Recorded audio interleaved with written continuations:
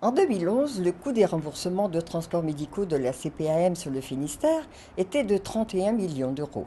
Il augmente en moyenne de 5% chaque année. Savez-vous que pour réduire ces dépenses, il vous est possible de demander la prise en charge des moyens de transport moins onéreux? Voici tout d'abord les différentes situations dans lesquelles ces transports peuvent être remboursés.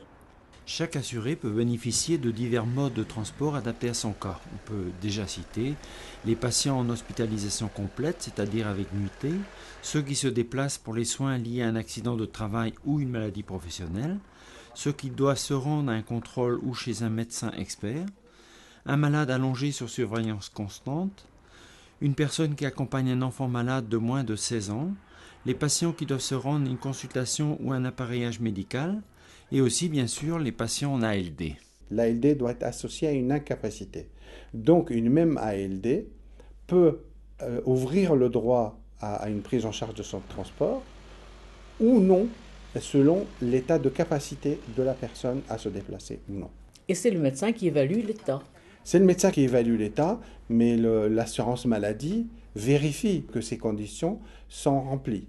Et là-dessus, je me permets de rappeler qu'il faut qu'il y ait une adéquation entre l'état de santé de la personne et le type de transport choisi le moins coûteux pour la collectivité, c'est-à-dire quelqu'un qui a un état de santé qui nécessite un transport allongé, là on prend l'ambulance.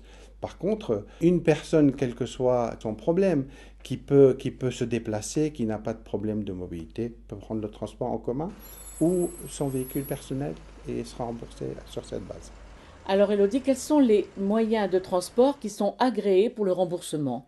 Alors il y a l'ambulance, le taxi conventionné ou le véhicule sanitaire léger, appelé également VSL, et ce qui est moins connu, le véhicule personnel ou les transports en commun. Donc le véhicule personnel et les transports en commun dans le cas où le patient est capable de se déplacer pour un examen ou quelque chose de plus léger qu'une invalidité. Exactement, ou il peut également être accompagné dans l'utilisation du véhicule personnel ou dans ses déplacements. Quels sont les cas dans lesquels la demande préalable d'accord est nécessaire, voire indispensable? Alors il y a 3 situations. Tout d'abord, les transports en série. Par exemple, un assuré qui réalise des séances de chimiothérapie et qui va se rendre plusieurs fois à l'hôpital. Les transports de longue distance, supérieurs à plus de 150 km aller. Et les transports en avion ou en bateau de ligne régulière. Pour les transports en série, en fait, vous avez bien expliqué, mais il y a un kilométrage à respecter? Pour les transports en série, pour avoir un accord préalable, il faut qu'il y ait au moins 4 transports dans un délai de 2 mois et que le transport fasse plus de 50 km aller. Quand il s'agit de bateau ou d'avion, c'est souvent impromptu. Alors comment ça se passe? Il y a quand même une demande à faire. Alors, en cas d'urgence, il n'y a pas de demande d'accord préalable à réaliser.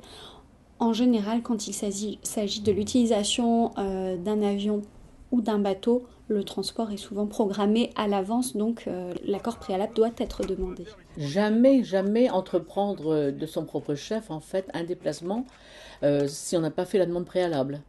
Pour les situations mentionnées précédemment, il faut toujours faire une demande d'accord préalable, auquel cas, si la formalité n'a pas été réalisée, l'assuré ne pourra pas bénéficier d'un remboursement. Est-ce qu'on peut faire appel à n'importe quel taxi? Alors, pour les taxis, il faut que le taxi soit conventionné. Et pour savoir si le taxi est conventionné, le taxi a un autocollant, qui est un logo bleu, sur la vitre arrière droite du véhicule.